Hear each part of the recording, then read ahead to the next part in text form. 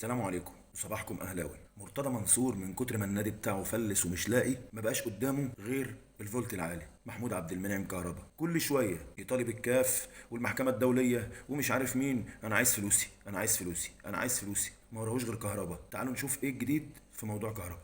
محمد شبانة على البرنامج بتاعه قال ان الزمالك خاطب المحكمه الدوليه بخصوص موضوع كهربا للحصول على الغرامه الماليه الموقعه على اللاعب محمود عبد المنعم كهربا، والتي تصل الى 60 مليون جنيه بعد افلاس نادي ديبورتيفو افيس البرتغالي. وقال محمد شبانة في البرنامج ان الزمالك عنده اضرار كبيره جدا بسبب عدم الحصول على فلوس الغرامه اللي متوقعه على كهربا. محامي الزمالك بعت للاداره بتاعت نادي الزمالك الاسراع في ارسال الخطاب لان النادي بيمر بضائقه ماليه كبيره جدا، ولازم يسرعوا في الخطاب بتاع كهربا علشان يقدروا يحصلوا الفلوس دي والنادي خزينته تنتعش شويه. عرفتوا قد ايه ان انتوا بوابين ومش لاقيين تاكلوا؟ ما تطلعش بقى تهرتل على التلفزيون يا مرتى. اعترف انك فاشل اداريا وانك فاشل في كل حاجه. وكهربا الغلبان ما لقيتش غيره، خلاص هو ده اللي ما فيش في الدنيا غير عشان تعرفوا انك نادي فاشل. ما لقيتش الا كهربا.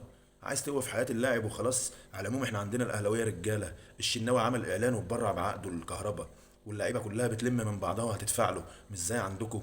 ايمان عاشور مش راضيه تجدد، واوباما معترض عليكم، وحوارات داخل النادي كده مش عارف حتى تسيطر عليها جوه. فكك من النادي الاهلي وركز في ناديك المديون. نيجي للخبر الصحيح. الجلسه اللي اتعملت مع محمود كهربا داخل النادي الاهلي مع مجلس اداره النادي الاهلي اللي حصل فيها كالاتي: ان اللاعب يدفع له الغرامه الماليه اللي متوقعه عليه، ويترفع عنه الايقاف اللي هو موقوفه عشان يقدر يمارس نشاطه مع اللعيبه ويبتدي يلعب في الملاعب ويظهر من جديد. طبعا ده عندي فيك يا مرتة علشان تعرف انك عبيط واهطل. والله راجل اهطل، والله وبق. ما عندكش اي حاجه تعملها غير انك تبقبق، تقعد تبقى تهرتل بكلام وبس. هو ده اللي تقدر تعمله. والتقيل بقى والاهم ان كولر مصمم جدا على كهربا وعمال يطالب اداره النادي الاهلي بانها تسرع في ان الموضوع يخلص علشان هو محتاج له احتياج شديد. واخد بالك يا مرتضى؟ يعني الاهلي مش هيفرط فيه. لا تكون بتحلم ان الاهلي يفرط فيه ويقول لك طب خده وريحنا منه. ده بعدك. ده لو كيس مناديل كده مرمي قدام باب النادي الاهلي كابتن محمود الخطيب مش هيفرط فيه عندا فيك. والكابتن سيد عبد الحفيظ طبعا حبيبك. عمرنا ما هنفرط في حاجه تخص النادي الاهلي حتى لو كيس شيبسي مرمي قدام باب النادي. يخص النادي الاهلي يبقى الاهلي يموت نفسه عليه، يموت عليه. النادي كله باعضائه بادارته بكله بجماهيره، كله يموت عشانه، نقف كلنا جنبه. لو النادي ما فيهوش فلوس وقال للجماهير ادفعوا كل واحد منكم فلوس لكهربا، اقسم بالله انا اول واحد هدفع. لو هدفع جنيه.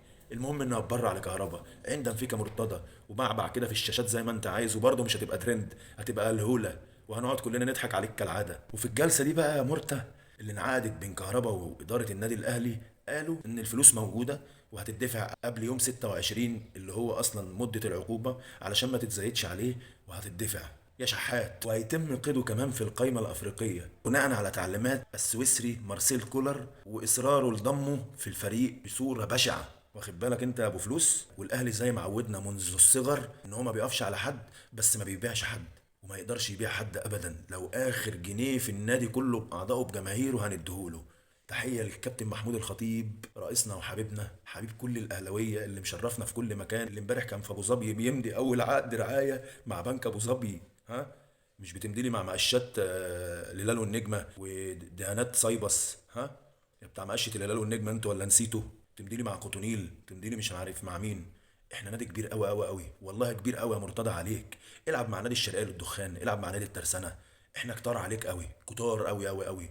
فكك، خليك في ناديك والغرامه بتاعتك هتروح لك. ولا ليها عزة عند النادي الاهلي وجماهيره وادارته واعضائه، ملهاش اي لازمه.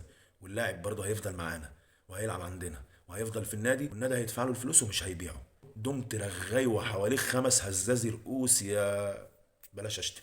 نهاركم اهلاوي، اهلاوي انا والفخر ليا.